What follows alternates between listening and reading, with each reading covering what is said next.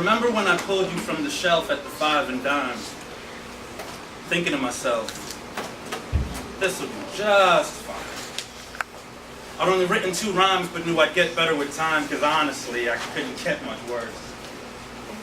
I ran my hand across your cover, almost like I was your lover. Your random black and white pattern hypnotized me. I thought of what you might provide me and how you'd get inside me the way no human being ever could. So knock on wood, your price was good, like I hoped that it would. So I dropped my $1.50 and took you home. Couldn't wait to get you alone. I was sitting on bone, waiting to fill your pages with the deepest thoughts of my dome. A lyrical love Jones, you were finally mine, ready to write, opened you and cracked your spine for the very first time. The sound was like the whispers of wind. I did it again, and then I introduced you to my best friend, Pen. To the end, yes, my pen is my very best friend. I do the talking, she just listens, and she never butts in. She knows everything about me, and never ever doubts me. She's the only one that ever got away with talking about me. I need her. Like bass needs drums, or hate needs hugs. I need her like when I need to be shown love, and she's got me. I know she'll never let me down. And so I promise to never ever put her down. We've got this bond now. Been through the worst together. Analyzed every line of every verse together. We've bled ink with each other and faced fears together. She helps me get it out just so I feel better. She's seen it all. Every emotion, the laughter, the pain. She's seen me fall apart on paper and then rip the page. And even through all this, she never turns away. She just puts my fingers around her waist and dances across the page. How you doing, Arts Out Loud? My name's Jorge.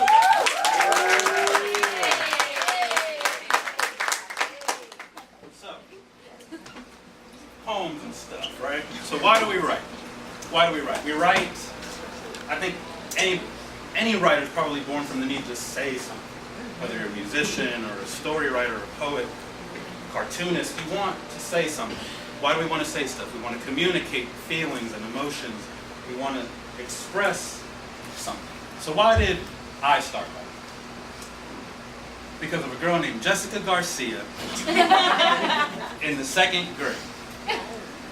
Wrote my very first poem ever about her. You want to guess what it was called? Anybody? Jessica? Garcia. Exactly. It was called Jessica. And it was one of those really cheesy name poems where the letters go down to the side of the paper. And I don't know if you've ever tried to find like positively affirming adjectives that start with J. Yes. It's difficult, like jolly implies you're Saint Nick. It doesn't work. So I started writing over a girl, 2nd grade. Not much has changed. I'm a hopeless romantic, and most of my work is about crushes and being in love and this, that, and the other. And my most recent crush was on my dentist. So I wrote her this. Before you recline this chair, numb my mouth and stuff it with that gauze that seems to absorb my very words, there's something that I want to say to you. You are absolutely beautiful. I mean, my God, look at you. You're like an ice cream cone with arms. Sweet enough to give me cavities. You've got me looking forward to my dental visits. Dr. Konikoff's office called today to confirm my appointment for Friday, and I got excited. Who does that? Who gets excited about a trip to the dentist?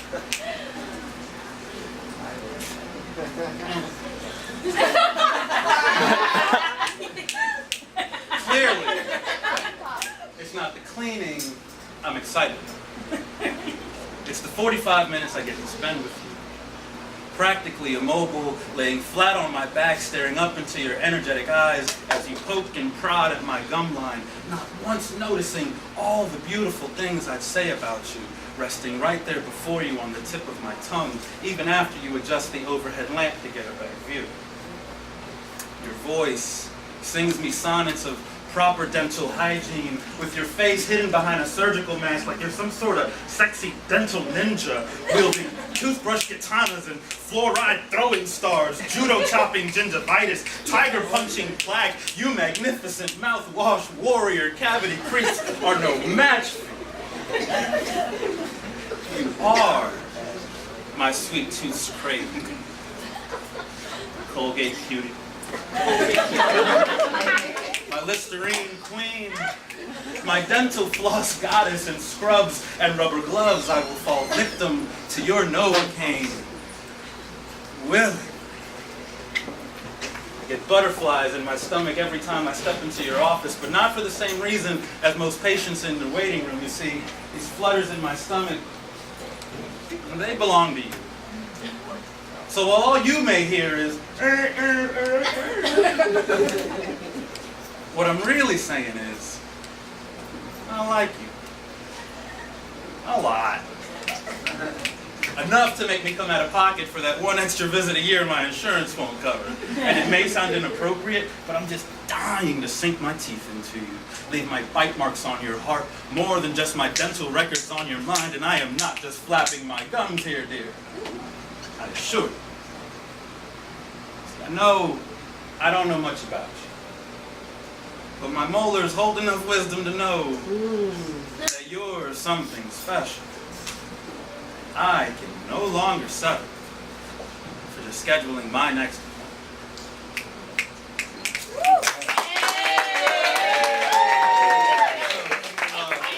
funny story about that poem, right? I did it as part of a feature years ago, and me and my dentist are friends on Facebook. Never really thought for 1 second that she'd bother to check out anything I posted.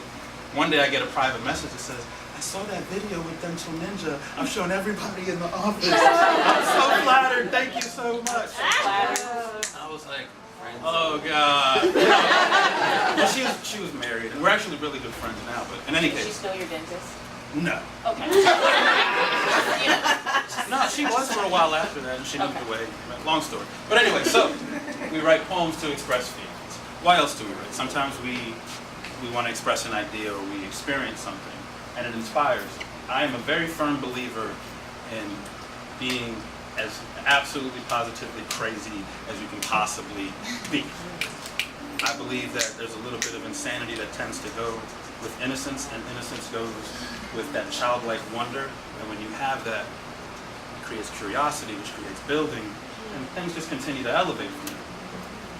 So that's what this is about. They say I've gone mad. I say I've made a rational adjustment to an insane world. I haven't lost my marbles. I've given them away. I do not have a screw loose. I had it completely removed. I haven't lost touch with reality. I simply cut off my hands, and I didn't fall off the deep end. I did a triple somersault swan dive cannonball while taking a picture of myself on the way down. Adjust your 3D glasses, and you might see my fourth dimension, but consider those blue and red lenses like the pills in the Matrix. Perhaps IMAX will make you see the big picture.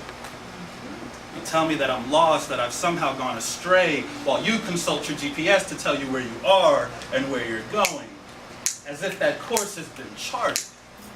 My road is not less traveled, it is untraveled. My thoughts wander whimsically through a wonderful wilderness of wild things that only Max and I seem to understand. I've traveled through the Goblin King's labyrinth upon yellow brick roads that led to One-Eyed Willie's treasure. I took a trip to Neverland on Mr. Rogers' magical trolley of make-believe. I walked through wardrobes that lead to tea parties with madmen. And I feel at home there. I rode a bicycle across the silhouette of the moon with an alien in a newspaper basket. I busted ghosts in New York City, outran a boulder in an ancient temple, fed my mogwai after midnight, then gave it a bath. On purpose. I fought off flocks with Hitchcock. I critiqued the night gallery, went to the outer limits of the Twilight Zone, and came back with some amazing stories. I rode a Pegasus with Ray Harryhausen, battled a Cyclops with the Argonauts. I was told a never-ending story in the land of the lost, and I know the fate of this planet if we don't prove we're smarter than those damn dirty apes. I learned ninjutsu from a mutant rat. I know that cavemen use construction equipment, dinosaurs as construction equipment, and woolly mammoths as showers. I know the secret to gummy berry juice. I speak fluent Smurf. I know that Care Bears stare, and I know that knowing's half the battle. I've gotten dangerous with Darkwing Duck, activated the Wonder Twins. I solved mysteries with a dog out of the back of a hippie van, and I stood before the gates of Castle Grayskull with the sword of Thundera high above my head, shouting, "Thunder! Thunder! Thundercats!" Oh! I am your Cheshire Cat in the Hat. Your Willy Wonka gone bonkers. I am the demented cross between Dr. Seuss and Robert Frost, Ronald Dahl and Aristotle, Mary Shelley and Shel Silverstein, Stephen King and Mother Goose. Nonsense, you say sensibly. But you, speaking sense makes you no less mad than I for speaking nonsense. Did that make sense? See, I'm not sure when it happened, but we forgot about simplicity. Do you remember the day you put your toys down? Or the weekend you slept through your Saturday morning cartoons? Or the first time you walked around a puddle instead of splashing through? You tell me I'm insane, as if insanity, imagination, and innocence didn't exist as some sort of Middle-earth Triforce Triad Trinity. You tell me that I'm crazy, but the craziest thing I can think of is to see this world as it is and not as it could be. My madness is not a breakdown, it's a breakthrough. So savor the silly, absorb the asinine, relish the ridiculous. Go ahead, break through. Go off your rocker, go bananas, go crazy, go nuts. Speak to me in a language you made up. Lose your mind. You'll be amazed what you might find once you building and opening doors for ourselves. I heard a quote once that said, no matter how much furniture you pack in a Honda Civic, it'll never be a pickup truck. Right? Snaps. But I think everybody at some point wants to be more than what they feel they were made for. So we ask questions.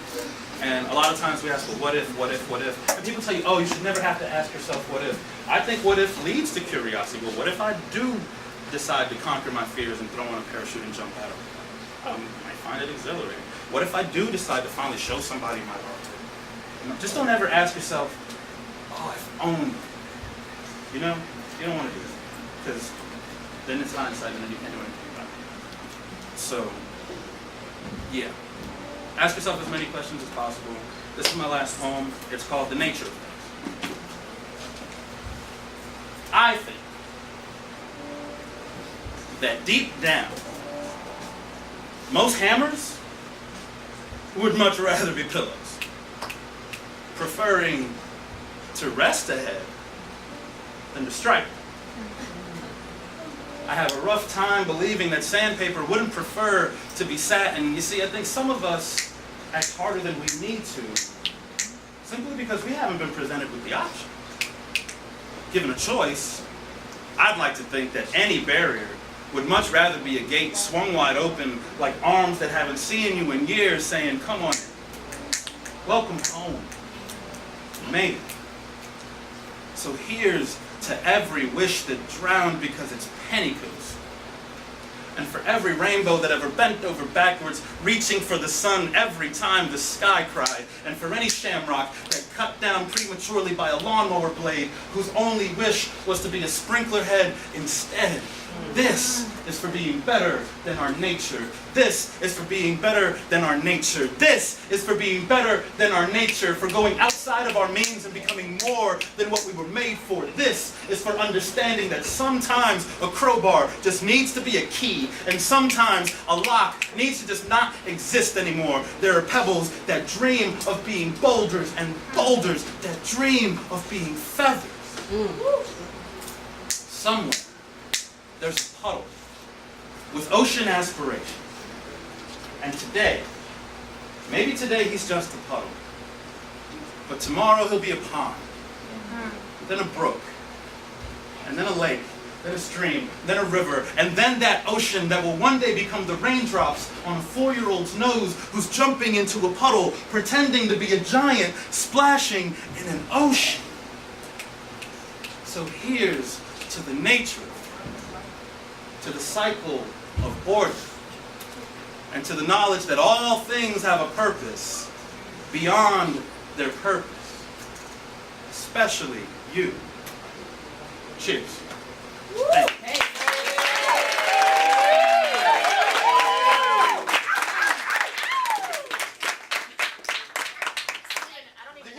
I don't know why. See, he forgets this. Oh. Do things here. He had to leave his trail of flames first. Ladies and gentlemen, give it up one more time for Jorge Mendez.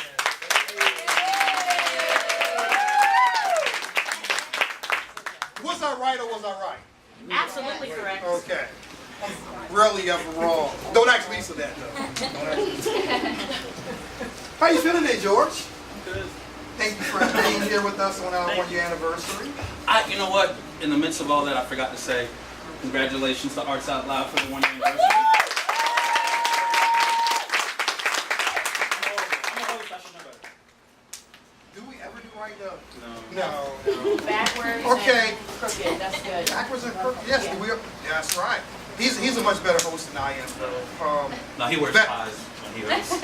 This is what I Because was. I have to make up for the lack of. That's what this is about.